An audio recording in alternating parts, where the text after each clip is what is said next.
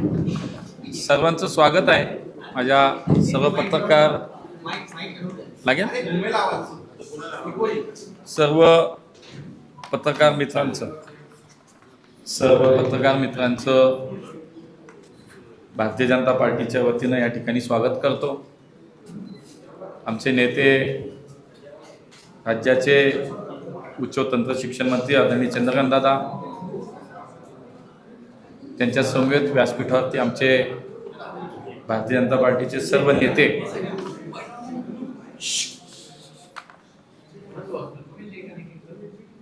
महानगरपालिकेच्या आगामी निवडणुकीच्या संदर्भात पुणे शहर भारतीय जनता पार्टीच्या माध्यमातून आज या ठिकाणी मीडिया सेंटरचं उद्घाटन झालं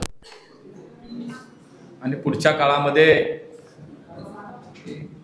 या मीडिया सेंटरच्या माध्यमातून एकूणच पुढचे 15 दिवस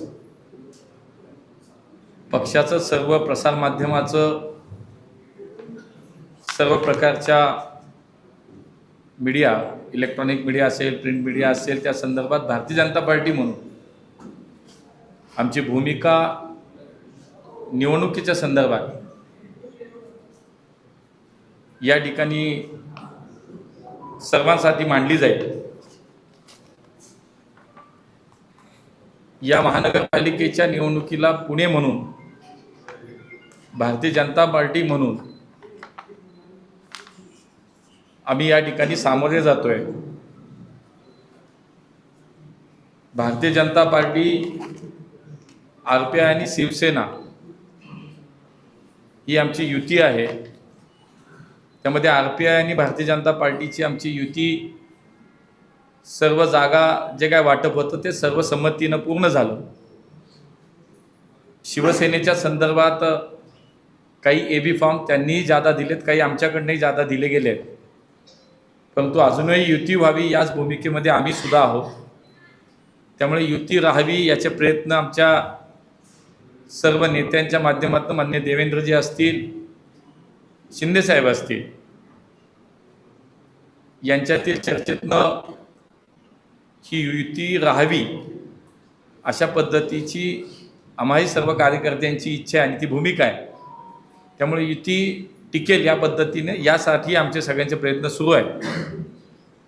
एकूणच महानगरपालिकेच्या निवडणुकीसाठी भारतीय जनता पार्टी म्हणून आम्ही ज्यांना उमेदवारी दिली त्याच्यामध्ये एक अत्यंत वैशिष्ट्यपूर्ण जो मी ज्याचा उल्लेख या ठिकाणी करेन की एकूण उमेदवारांची संख्या पाहता 92 महिलांना आम्ही उमेदवारी दिली आहे। म्हणजे महिलांच्या संदर्भामध्ये भारतीय जनता पार्टीची जी भूमिका आहे की महिलांना स्थानिक स्वराज्य संस्थांच्या या निवडणुकीमध्ये चांगलं प्रतिनिधित्व कसं देता येईल। खरं तर 50% आरक्षण असल्यानं तर एकूण 83 महिलांना उमेदवारी देणं किंवा तिकीट देणं अपेक्षित असताना आमच्याकडे जवळपास 92 महिलांना या यादीमध्ये आपण पाहिलं असेल की आम्ही उमेदवारी दिली आहे। आणि त्यामुळे एक चांगला प्रयत्न, चांगला निर्णय पक्षानं केला। मागील 5 वर्ष भारतीय जनता पार्टी या पुणे शहरामध्ये सत्ताधारी म्हणून आम्ही काम केलं। देशाचं नेतृत्व माननीय मोदीजी करतात, राज्याचं नेतृत्व देवेंद्रजी करतात आणि या डबल इंजिन सरकारच्या माध्यमातून मागच्या जवळपास 10-11 वर्षाच्या काळामध्ये पुण्यासाठी खूप काही गोष्टी, खूप काही उपलब्धी या ठिकाणी आपल्याला समोर दिसत आहे। आणि मग केंद्र सरकार, राज्य सरकार आणि महानगरपालिकेतली 5 वर्ष, हे सगळं पाहता प्रत्येक निवडणुकीमध्ये पुणेकरांनी आमच्यावरती विश्वास व्यक्त केला। या प्रत्येक निवडणुकीमध्ये पुणेकर आमच्या सोबत उभे राहिले आणि मला सांगायला निश्चितपणे समाधान वाटतं, या ट्रिपल इंजिन सरकारच्या माध्यमातून पुणेकरांचा विश्वास सार्थ ठरवण्याचं काम आम्ही नक्की केलंय। पुण्याच्या मेट्रोचा विस्तार असेल, पुण्याच्या सार्वजनिक वाहतूक व्यवस्थेमध्ये अधिक प्रमाणामध्ये ई-बसेसचं रस्त्यावरती आणण्याचा प्रयत्न असेल, नदी पुनर्जीवन, नदी सुधार प्रकल्पासारखे मोठे महत्त्वाकांक्षी प्रकल्पांना सुरुवात झाली असेल, 24/7च्या पाणी पुरवठा योजनेला जवळपास 80-85% काम त्याचं आता पूर्णत्वाकडे झालं। या शहरात जनरेट होणारा जवळपास 2600 मेट्रिक टन कचरा त्याच्यावरती 100% प्रक्रिया करणारं पुणे शहर झालं। या पुणे शहराला वैद्यकीय महाविद्यालय मिळालं. या पुणे शहरातून पुणे ते लोणावळा 3rd and 4th लेनच्या रेल्वेच्या मार्गाला मंजुरी मिळाली. पुण्याला IMAचं एक मुंबई IMAचं उपकेंद्र म्हणून मान्यता मिळाली. CRCSचं एक भारतातलं दुसरं कार्यालय पुण्यामध्ये आता होतंय. अशा अनेक प्रकारच्या कोविडच्या काळामध्ये 2 नवीन हॉस्पिटल्स पुण्याच्या महानगरपालिकेच्या माध्यमातून उभी केली गेली. कोविडच्या काळामध्ये खूप चांगल्या प्रकारे पुणे महानगरपालिकेच्या प्रशासनाला सोबत घेऊन आम्ही काम केलं. त्यामुळे एकूणच राज्य सरकारच्या माध्यमातून असेल, केंद्र सरकारच्या माध्यमातून असेल, चांदणी चौकासारखा एक महत्वाकांक्षी प्रकल्प आता पूर्णत्वाला आला, तो चालू झाला. पुण्याच्या पश्चिम प्रवेशद्वाराला असलेला एकूण वाहतुकीचा प्रश्न सुटला. त्यामुळे सगळे प्रश्न 100% सुटलेत असं आम्ही म्हणणार नाही, परंतु ज्या ज्या पद्धतीनं ज्या ज्या ठिकाणी ज्या ज्या स्तरावरती पुणेकरांनी आम्हाला काम करायची संधी दिली तिथे आम्ही प्रामाणिकपणे पुण्याच्या पुढच्या 25-50 वर्षाचा विचार करून चांगलं काम करायचा प्रयत्न आम्ही निश्चितपणे केला आहे. आणि म्हणून पुणेकर पुन्हा एकदा आम्हाला विश्वास आहे की या कामाच्या जोरावरती शेवटी पुणेकर हे विचारी आणि पुणेकर हे नेहमी कामाला साथ देतात, विचाराला साथ देतात. आणि आपण पाहिलं असेल की स्थानिक पातळीपासून देश पातळीवरती माननीय मोदीजींच्या माध्यमातून सुद्धा आपण पाहिलं की जागतिक स्तरावरती आपण आता 4थ्या अर्थव्यवस्थेवरती आलो. या देशातील 25 कोटी जनता दारिद्र्य रेषेच्या वरती आली. देशातील केंद्र सरकारच्या माध्यमातून अनेक योजना गरिबांसाठी आल्या. महिला असतील, कामगार असेल, युवक असेल, या माध्यमातून आपण जर पाहिलं त्या अशा असंख्य योजनेच्या माध्यमातून आज देशातील 50% पेक्षा अधिक लोकसंख्या अशी की ती मोदीजींच्या कुठल्या ना कुठल्या तरी योजनेचा आज लाभार्थी आहे. आणि म्हणून मला असं वाटतं की राज्य सरकार माननीय देवेंद्रजींच्या नेतृत्वाखालचं, मोदीजींच्या नेतृत्वातलं केंद्राचं सरकार आणि पुणे महानगरपालिकेमध्ये 5 वर्ष म्हणून जे काही पुणेकरांनी आम्हाला काम करायची संधी दिली, अशा अनेक कामातून आम्ही म्हणत नाही 100% काम झालं, पण आमच्याकडनं जी जी संधी दिली ती संधीतनं या पुण्याचा विकास होणं, पुण्याला एक वेगळे दिशेनं विकासाच्या दिशेनं घेऊन जाणं.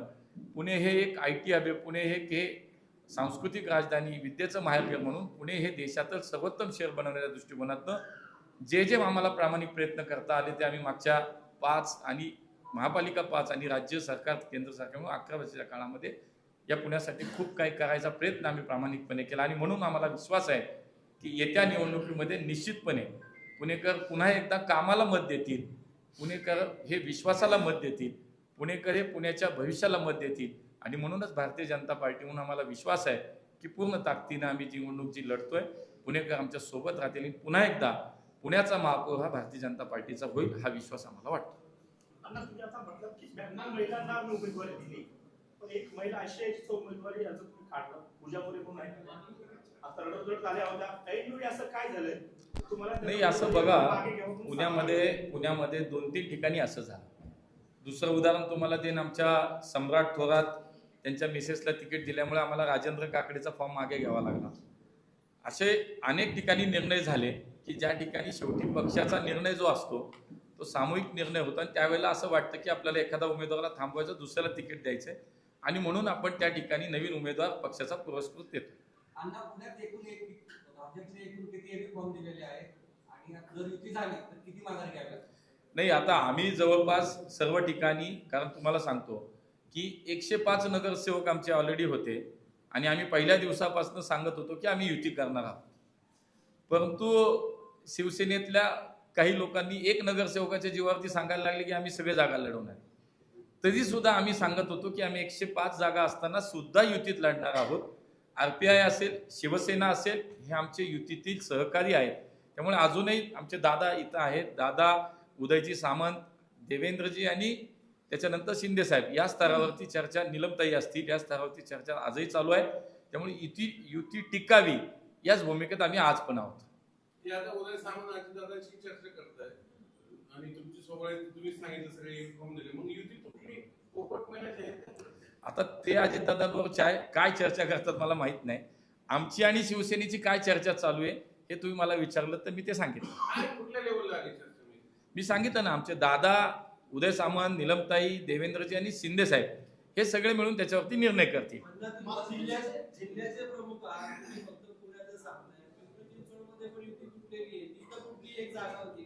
नाही, तिथे सुद्धा मी तुम्हाला सांगतो की पुणे आणि पिंपरी चिंचवड या दोन्ही ठिकाणी युती राहावी हीच भूमिका आमची पहिल्या दिवसापासून आहे. ठीक आहे, आता जागा किती काय याच्यावरती मतमतांतर असू शकतं, त्यांचं म्हणणं आमचं म्हणणं, पण शेवटी नेते जे निर्णय घेतील ते आम्हाला सगळ्यांना मान्य आहे. म्हणून आता देवेंद्रजी आणि शिंदे साहेबांच्या स्तरावरती तो निर्णय होईल. दोन्हींचं एकच आहे. अण्णा, स्थानिक नेते कुठं कमी पडले का? कारण महिनाभरापासून म्हणणार होता तुम्ही युती करतो, युती होईल, शेवटपर्यंत युती झाली नाही. आता तुम्ही म्हणताय की हा वरिष्ठ पातळीवर नाही, मुळामध्ये स्थानिक नेते ज्यांच्यावर जबाबदारी होती, तुम्ही असाल किंवा अजून, हे कुठं कमी पडले का? हा युती करायचा निर्णय हा वर्ण येतो. आम्ही खाली कार्यकर्ते म्हणून त्याच्यावरती प्राथमिक चर्चा करतो. आमच्यामध्ये एकमत झालं तर चांगलंच आहे, पण आमच्यामध्ये एकमत नाही झालं. शेवटी लोकशाही आहे, प्रत्येकाला आपापलं म्हणणं मांडण्याचा अधिकार आहे. त्यामुळे शिवसेनेच्या नेत्यांना त्यांचं म्हणणं मांडण्याचा अधिकार होता. आमचे नेते जे आहेत त्यांनी आमचं म्हणणं मांडलं. त्यामुळे एकमत झालं नाही म्हणून पुन्हा वर गेलंय, एवढंच त्याच्यामध्ये. अण्णा, त्यांनी 150 ठिकाणी जवळपास सांगतायत की आम्ही एबी फॉर्म दिले, म्हणजे त्यांच्या मनात आहे का नाही युती करणं, याच्यातनं काय तुम्हाला स्पष्टता मिळते? नाही, आम्ही शेवटच्या दिवसापर्यंत सकारात्मक दृष्टीनंच याच्यामध्ये विचार केला, प्रयत्नही केला. पण मला असं वाटतं त्यांनी इतके फॉर्म का दिले हा मलाही प्रश्न आहे. जागा 15 ते 25 या दरम्यान सुरू असताना तुम्ही म्हणाला तसं जर 150 फॉर्म दिले असतील तर मला थोडंसं शंका वाटते. ते नेत्यांबरोबर चर्चा करताय, ते तुम्हाला अंधारात ठेवतायत का? ज्या नेत्यांबरोबर तुमची चर्चा चालू होती, सामंत वगैरे नाव घेतील तुम्ही, फॉर्म तर पक्षाकडून वरिष्ठ लेवलवरूनच आलेले आहेत, म्हणजे त्यांनी ठरवूनच आणले की काय? मला वाटतं उद्या चित्र स्पष्ट होईल. उद्या महागाजीचा शेवटचा दिवस आहे. मला असं वाटतं की उद्या त्याच्यावरती नक्की काय निर्णय झाला तो समजेल. किती जागा मागे घेणार? 25 का 15? आम्ही 16 जागा म्हणत होतो, ते 25 म्हणत होते. आता त्याच्यामध्ये एकमत जर झालं तर विषय संपून जाईल. तुमच्या जागा किती आहेत? तुमचं किती जागावर ठाम आहात? शेवटी काय तुम्ही इतक्या जागा? शेवटी बघा, स्थानिक पातळीवरती जे युनिट आहे शिवसेनेचं आणि आमचं, त्याच्यामध्ये काही 7-8 जागांचा फरक आहे. वरती नेत्यांनी सांगितल्यानंतर तोही संपून जाईल. थोडा हायपोथेटिकल विचारलं, समजा युती झाली, आपण ब्रेक धरू, मग हे एबी फॉर्म दिलेले मागे कसे घेणार? शिवसेनेचे नेते त्यांचे फॉर्म मागे घ्यायचा प्रयत्न करतील, आमचे नेते आमचे फॉर्म मागे घ्यायचा प्रयत्न करतील. उद्याचं उद्या, भविष्य आज कोण सांगणार? आरपीआयला आमच्या 8 जागा सोडलेल्या आहेत आणि आमच्यामध्ये पूर्णपणे एकमत झालेलं आहे. रिपाईनं भाजप कार्यालयासमोर आंदोलन केलं की त्यांचेच कार्यकर्ते आमच्या नावाने उभा केले म्हणून. मला असं वाटतं की परशुराम वाडेकर आमचे नाहीत, मला वाटतं बाळासाहेब जानराव आमचे नाहीत, मला असं वाटतं की याच्यामध्ये जे लोक, अशोक शिरोळे आमचे नाहीत. एक हा आरपीआयचा अंतर्गत विषय आहे. मला असं वाटतं की त्यांनी त्यांच्यात बसलं पाहिजे. आता उद्या आमच्यातलं कोणीतरी उठून काय आरपीआय किंवा शिवसेनेदारात थोडीच बसणार आहे. त्यामुळे हा त्यांनी आरपीआयने अंतर्गत त्यांच्यात बसून संपवायचा विषय झालं. तो विषय आज संपला.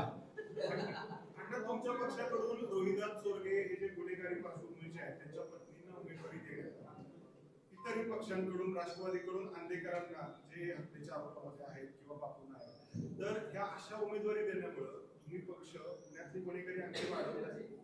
नाही, मला असं वाटतं त्या ज्या चोरगे आहेत, प्रतिभा चोरगे, आंबेगाव त्या ठिकाणी राहणाऱ्या आहेत, गेले अनेक दिवस अनेक वर्ष त्या स्वतः एका सामाजिक कामात काम करतात.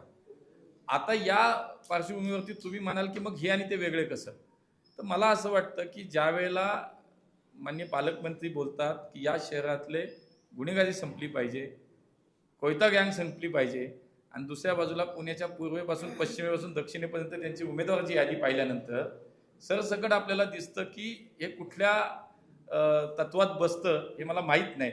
नक्कीच मला असं वाटतं की शेवटी राजकारण्यांनी, सत्ताधाऱ्यांनी या शहराच्या कायदा सुव्यवस्था सांभाळण्याची जबाबदारी स्वतः पहिली आमची आहे.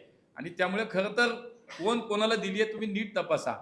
या चोरगेबाई कुठेही कशात त्यांचा स्वतःचा कधी संबंध नाही, पण तुम्ही बाकी एबी फॉर्म दिलेले उमेदवार बघा. म्हणून मला असं वाटतं की ही जबाबदारी सगळ्यांची आहे. अजिबात नाही, अजिबात नाही. मला त्या चोरग्यांची पार्श्वभूमी मला माहिती नाही आणि कदाचित ते असेल तर त्याचा विचार होईल. शहरात शहरामध्ये आहेत, म्हणजे एक जो आता 2008चा जो आहे तो ऍक्विटल आहे, पण बाकीचे फायरिंगचा आहे किंवा बाकीचे हत्याचे प्रलंबित आहेत. मी माहिती, आम्ही पण ती माहिती घेऊ, पण मला असं वाटतं की हा विचार सगळ्यांनीच केला पाहिजे. एवढं मुलाखत घेतलं मग त्यावर चोरग्यांचंही पार्श्वभूमी लक्षात नाही आलं. नाही, आता हा विषय आला, आता विषय आला समोर, गुन्हेगारी पार्श्वभूमी आत्ता विषय आला तो. मागच्या निवडणुकीमध्ये भाजपने बापू नाईकच्या आईला निवडणूक उमेदवारी दिली नाही नाही नाही मला आठवत नाही, नाही दिली, नव्हती, नाही नाही अजिबात नाही, आम्ही दिलेलीच नाहीये. तुमच्या सर्वेमध्ये ते चांगले म्हणून आले असेल ना? कुठलं सर्वेमध्ये जे उमेदवार चांगले म्हणून आले त्यांना आम्ही उमेदवारी दिलेली आहे. त्यात गुन्हेगारीचं काही नव्हतं ना? होतं ना, 100% होतं. आम्हाला दाखवा यादी आमची. नाही, मग अजित पवारांचे उमेदवार गुन्हेगार आहेत, त्याच्यामुळे गुन्हेगारी वाढणार आहे. त्यांचे उमेदवार 100%. आंबेडकर किंवा बापू नाईक. 100%. आपल्याला आक्षेप आहे ते उमेदवारीबद्दल त्यांचे. नाही, आज पुणेकरांना राहणार आहे. शेवटी पुणेकरांच्या समोर हे सगळं जाणार आहे. कोण काय करतं हे पुणेकर बघताय. तुमचा मुद्दा काय निवडणुकीचा? आमचा मुद्दा हाच आहे. आम्ही सांगितलं की आम्ही विकासाला घेऊन सोबत काम करतोय. विकास गेल्या 5 वर्ष महापालिकेत केलेलं काम, गेल्या 11 वर्षात केंद्र सरकार आणि राज्य सरकार म्हणून पुण्यासाठी जे काही या दोन्ही सरकारने दिलेलं योगदान किंवा पुण्यासाठी केलेलं काम, विकासाच्या जोरावरती 100% पुणेकर आम्हाला साथ देतील. धन्यवाद. अजित पवार यांनी गुन्हेगार झाला ना तो मुद्दा, झाला आता मुद्दा. आता पुढचा आहे मुद्दा, पुढचा. आता मागच्या 6 महिन्यापासून कोथरूडमध्ये ज्या गुन्हेगारीची चर्चा सुरू होती, गजा मारण्याची पत्नी जयश्री मारणे, त्यांना देखील राष्ट्रवादीने उमेदवारी दिली. मी तेच म्हणतो, पुणेकर बघताय. मी मी तेच सांगतो, पुणेकर पाहताय. पुणेकर मला असं वाटतं मतपेटीतून याचं उत्तर देतील. इलेक्शनमध्ये अजित पवारांनी दिलेल्या गुन्हेगारी आधीची वक्तव्य किंवा आधी त्यांनी भूमिका दिली त्यामुळे त्यांना माघार घ्यायला लावली का? नाही, तिथे सुद्धा आमच्याकडे खूप स्पर्धा होती, खूप इच्छुक होते आणि त्याच्यामध्ये शेवटी 2-3 ठिकाणी हा प्रसंग आला की आम्ही 2-3 ठिकाणी उमेदवार बदलले. त्यातलाच तो एक प्रकार आहे. कार्यकर्त्यांमध्ये थोडा असंतोष होता. कार्यकर्त्यांचं म्हणणं होतं की सगळ्यांनी मिळून आम्ही विचार केला की ते आम्हाला नको, आमच्यातलं कुणालाही द्या. चला, एक कोणीतरी शेवटचं झालं आता. योगेश,